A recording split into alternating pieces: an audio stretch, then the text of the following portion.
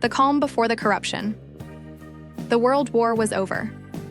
A pandemic had scarred every town. Americans wanted peace, comfort, a return to normalcy.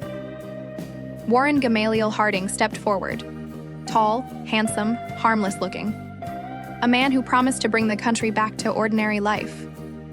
But the calm face hid something else: weakness. And through that weakness, greed crawled into the highest office in the land. What followed was not a return to normalcy. It was the selling of America's trust.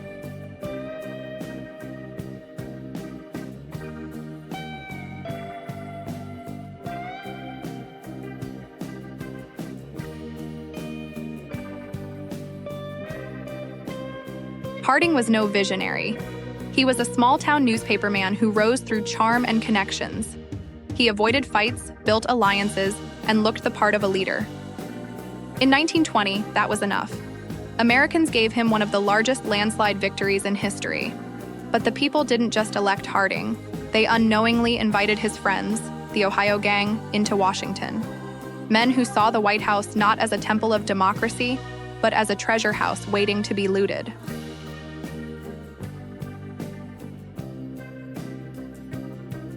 Harding surrounded himself with old poker buddies, fixers, and political hangers-on.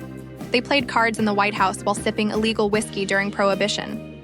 Charles Forbes, the man trusted to run the Veterans Bureau, looted the agency meant to heal the wounded of the Great War. He sold off hospital supplies, land, and even contracts for personal gain. His theft drained an estimated $200 million, in today's money, billions, from the care of men who had fought for their country. Those dollars stolen often meant empty hospital beds, untreated wounds, lives cut short.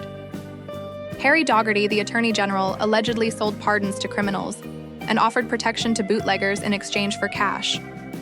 Others in the gang carved up government contracts and profited while the public believed Harding was restoring order.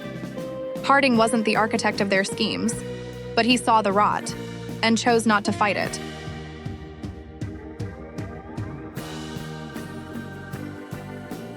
The scandal that would stain Harding's legacy forever began with oil. Albert Fall, Harding's Secretary of the Interior, secretly leased Navy petroleum reserves at Teapot Dome, Wyoming, and Elk Hills, California, to private oil barons without competitive bidding. In return, Fall pocketed more than $400,000, bribes paid in cash, government bonds, even livestock. Those oil reserves were supposed to fuel the nation's fleet in wartime. Instead, they were sold off like stolen goods.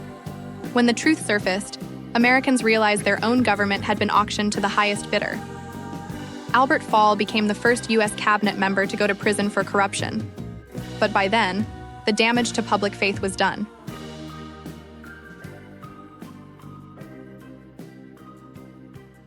Teapot Dome was the headline, but the deeper tragedy lay elsewhere. The Ohio Gang's theft from the Veterans Bureau denied care to tens of thousands of soldiers who had survived the trenches of Europe only to suffer at home. For every million stolen, wards were left understaffed, prosthetics went unbought, diseases untreated. Many of those veterans slipped into poverty, sickness, and early graves. Their deaths rarely made the papers, but they were the silent toll of Harding's failure. Numbers became graves, trust became ash.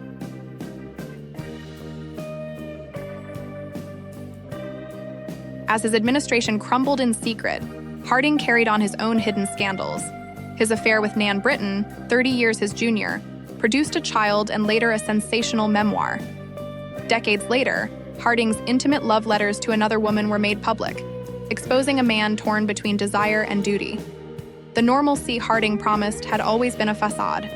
Behind the respectable face was a leader unable or unwilling to restrain himself or those around him.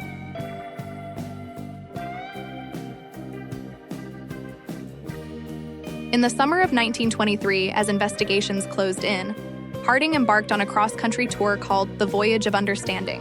Instead of redemption, he found collapse. He fell ill and died in San Francisco at just 57. The official cause, a heart attack. But rumors spread, whispers of poison, even of his wife Florence's hand in his end. Whether by illness or intrigue, Harding never faced the full reckoning for what his presidency had unleashed. After Harding's death, the scandals burst into the open. Albert Fall went to prison.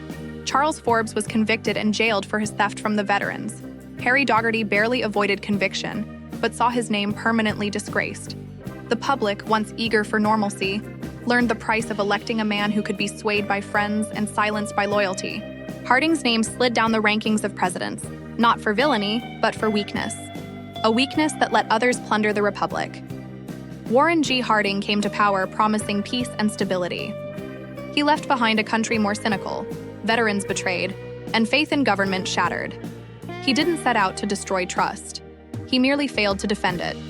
And in that failure, he sold the soul of America to the highest bidder. This is Money Toxic, because sometimes the true cost of corruption is not just the millions stolen. It's the trust that dies quietly and the numbers that become graves. Thank you for watching. Don't forget to like and subscribe.